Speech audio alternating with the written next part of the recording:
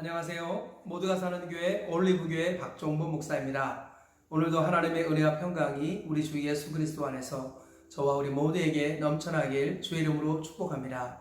오늘은 신명기 26장 1절에서 10절 말씀에 근거해서 하나님 나라 백성들의 삶의 규례라는 제목으로 하나님의 말씀을 전하도록 하겠습니다. 계속해서 신명기 말씀을 살펴보고 있는데요. 신명기 말씀은 여러 가지 규례를 말씀하고 있습니다. 11조 규례, 주일서 안식일 규례, 제사장 규례, 그 밖에 기타 하나님 나라 백성들의 일상에서의 삶의 규례를 여러 가지 말씀하고 있습니다. 그래서 오늘도 말씀의 제목이 하나님 나라 백성들의 삶의 규례 이렇게 잡았습니다. 오늘도 세 가지 규례를 말씀하는데요. 이 규례의 말씀을 우리가 기억하시면서 이 말씀을 오늘날 우리에게 바르게 적용하여서 하나님께 영광이 되고 우리의 삶의 아름다운 변화가 있기를 주의 이름으로 축복합니다. 오늘 본문에서 세 가지 규례를 말씀하고 있습니다. 첫 번째로는 재판에 관한 규례인데요. 재판을 공정하게 하고 태형은 40대를 넘지 못하게 하라. 이런 말씀을 하고 있습니다. 1절부터 3절까지 보면 사람들 사이에 시비가 생겨 재판을 청하면 재판장은 그들을 재판하여 의인은 의롭다 하고 악인은 정죄할 것이며 악인에게 태형이 합당하면 재판장은 그를 엎드리게 하고 그 앞에서 그의 죄에 따라 수를 맞추어 때리게 하라. 40까지는 때리려니와 그것을 넘기지는 못할지니 만일 그것을 넘겨 매를 지나치게 때리면 내가 내 형제를 경히 여기는 것이 될까 하노라.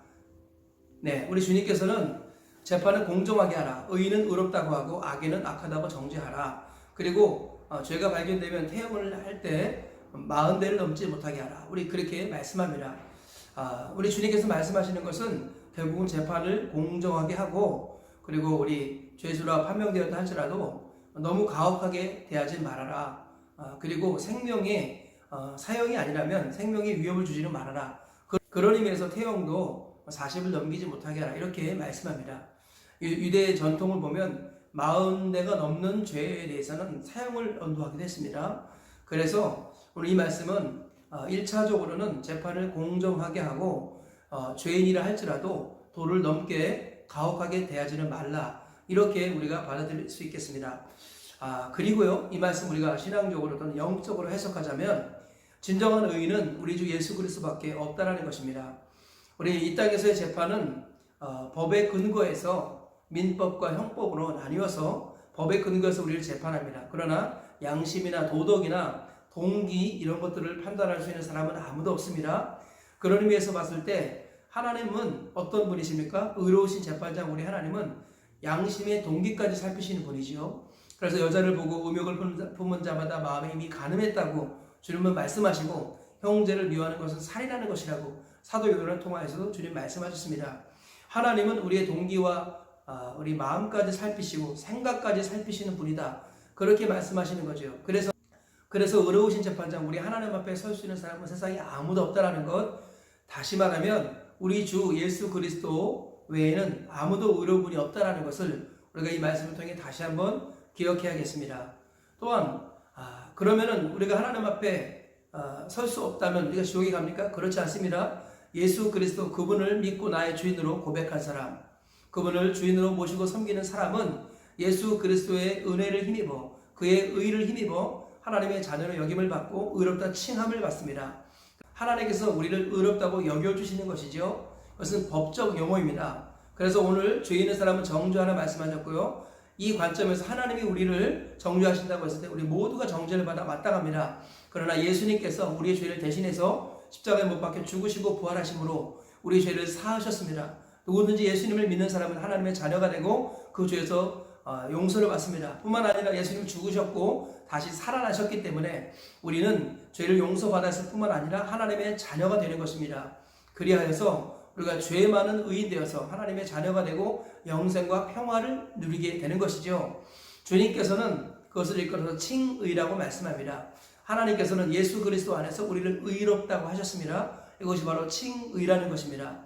그러므로 오늘 말씀을 통해서 의로우신 재판장 앞에 설 수 있는 사람은 아무도 없고 죄 없는 분은 예수님밖에 없다라는 것, 그리고 우리 죄 많은 인생이 예수님을 믿고 의지할 때 칭의를 덧입는다. 하나님 앞에 의롭다 여김을 받는다라고 말씀하십니다. 뿐만 아니라 하나님은 의롭다 한 하나님의 사람들을 성화시키시는 분, 우리 예수님을 닮은 사람으로 변화시켜 가시는 분이기도 하다라는 것이죠. 그래서 수많은 신학자들이 말하기를 진정한 칭의는 성화를 유발한다. 즉 성화가 없는 칭의는 가짜다라고 말씀하고 있습니다. 우리 주님께서는 오늘 여러 가지 말씀을 주시는데요.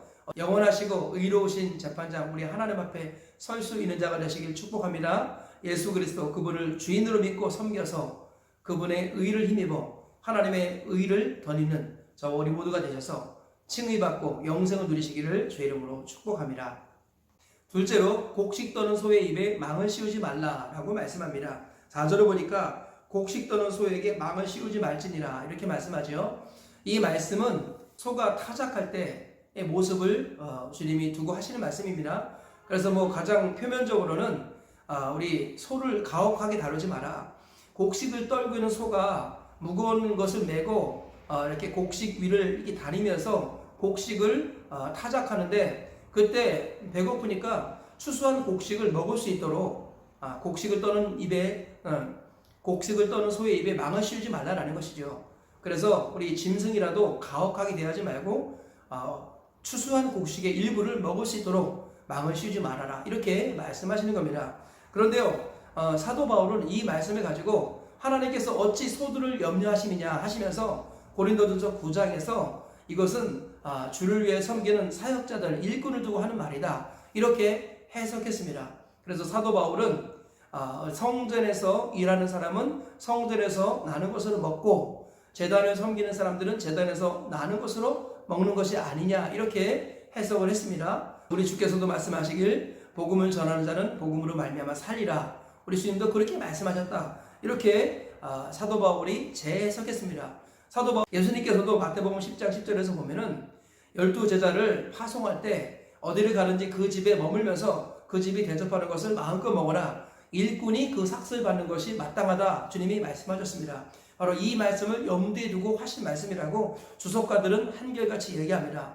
그래서 곡식을 떠는 소의 입에 망을 씌우지 말라라는 것은 1차적으로는 짐승을 가혹하게 다루지 말라라는 것이지만 근본적으로는 주의 일을 하는 사역자들이 주의 전에서 나오는 것으로 먹을지니라 주님이 그렇게 말씀하고 계시는 것입니다. 그래서 구약의 제사 제도나 신약의 예배 제도는 그 원리가 똑같습니다. 구약의 레위인들이 살아가는 삶의 방식이나 신약에서 교회 사역자들이 살아가는 방식이 그 원리가 똑같다라는 것입니다. 그래서 주의 일을 하는 자는 주의 일로 인하여 살 것이고 복음을 전하는 자는 복음으로 말미암아 생활하리라. 성경은 그렇게 말씀하고 있는 것입니다.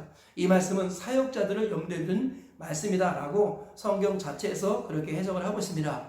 오늘날 교회가 건강해지는 비결이 무엇입니까? 성도들이 정직하게 온전하게 헌금 생활하는 것입니다. 그럴 때 주의 사역자들은 사역에 집중하고 성도들이 하는 건강하고 정직하고 온전한 헌금을 통해서 사역자들은 물질을 공급하는 것입니다. 즉 곡식 떠는 소의 입에 망을 씌우지 말라. 일꾼이 그 삭슬 받는 것이 마땅하고 복음을 전하는 자는 복음으로 말미암아 생활하리라. 이 말씀을 항상 기억하시면서 이 말씀 따라 오늘날 교회가 건강하게 돌아가는 은혜와 복이 저와 우리 모두에게 또 우리 각자의 교회에게 임하기를 주의 이름으로 축복합니다. 셋째로 계대 결혼의 규례를 지키고 그 규례를 지키지 않는 자는 부끄럽게 하라라고 오늘 본문에서 말씀하고 있습니다. 5절 이하를 보면 형제들이 함께 사는데 그 중 하나가 죽고 아들이 없거든 그 죽은 자의 아내는 나가서 타인에게 시집가지 말 것이요 그의 남편의 형제가 그에게로 들어가서 그를 맞이하여 아내로 삼아 그의 남편의 형제에 대한 의무를 그에게 다 행할 것이요 그 여인이 낳은 첫 아들이 그 죽은 형제의 이름을 잊게 하여 그 이름이 이스라엘 중에서 끊어지지 않게 할 것이니라.